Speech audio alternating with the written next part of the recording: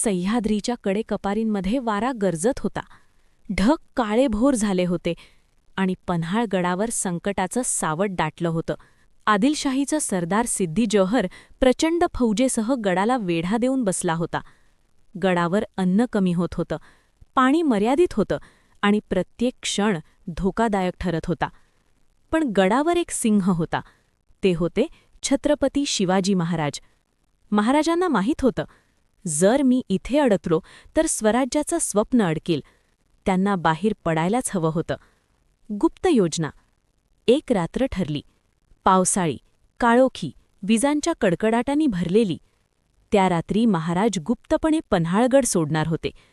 महाराजांनी आपल्या विश्वासू मावळ्यांना बोलावलं. त्यात उभे होते बाजीप्रभू देशपांडे. डोळ्यांत निष्ठा, चेहऱ्यावर निर्धार आणि हृदयात फक्त एकच भावना, माझे महाराज सुरक्षित राहिले पाहिजेत. महाराज म्हणाले, बाजी, आपल्याला विशाळगडावर पोहोचायचं आहे, पण शत्रू पाठलाग करणारच. आपल्याला कोणीतरी खिंड रोखायला हवी. क्षणाचाही विलंब न लावता बाजीप्रभूंनी उत्तर दिलं, महाराज, ती जबाबदारी माझी. जोपर्यंत विशाळगडावर तोफेचा आवाज येत नाही तोपर्यंत मी ही खिंड सोडणार नाही. पावनखिंडीची रणगर्जना. गड उतरल्यानंतर शत्रूला संशय आला. सिद्दी जोहरचे सैन्य पाठलाग करू लागले. महाराज पुढे निघाले विशाळगडाच्या दिशेने आणि बाजीप्रभू थांबले एका अरुंद खिंडीत. तीच पुढे पावनखिंड म्हणून अमर झाली. फक्त 300 मावळे आणि समोर हजारो शत्रू. पण बाजीप्रभूंना संख्या दिसत नव्हती. त्यांना दिसत होते फक्त छत्रपती शिवाजी महाराजांचे स्वराज्य. रणसंग्राम. पहिला हल्ला झाला. तलवारींची ठिणगी उडाली. रक्त सांडलं. पण मावळे खिंडीत खंबीर उभे होते. बाजीप्रभू पुढेच लढत होते. त्यांच्या हातात तलवार विजेसारखी चमकत होती. एक घाव खांद्यावर बसला, दुसरा छातीवर. रक्त वाहू लागलं, पण ते मागे हटले नाहीत. त्यांच्या ओठांवर फक्त एकच शब्द, हर हर महादेव. शेवटचा श्वास, पण विजयाचा आवाज. लढाई तासनतास चालली. मावळे एक एक करून पडत होते. बाजीप्रभूंच्या शरीरावर अनेक जखमा झाल्या होत्या. ते थकले होते, पण त्यांचा आत्मा अजून जिवंत होता.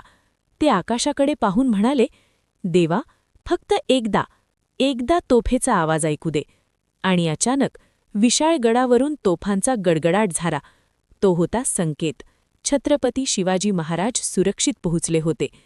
तो आवाज ऐकताच बाजीप्रभूंच्या चेहऱ्यावर समाधान झळकलं. ते जमिनीवर कोसळले, पण त्यांच्या चेहऱ्यावर विजयाचं हास्य होतं.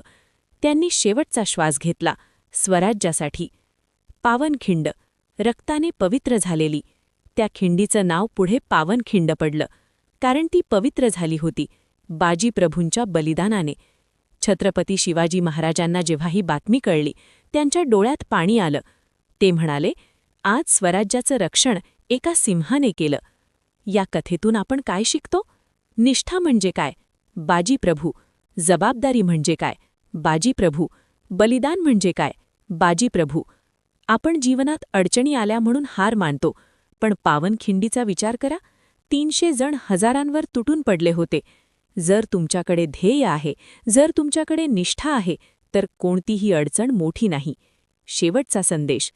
जेव्हा तुम्हाला थकवा येईल, जेव्हा तुम्हाला हार मानाविषयी वाटेल, तेव्हा डोळे मिटा आणि पावनखिंडीचं रणांगण आठवा. एक जखमी योद्धा उभा आहे, रक्त सांडतंय, पण तो म्हणतो, माझे महाराज सुरक्षित पोहोचेपर्यंत मी थांबणार नाही.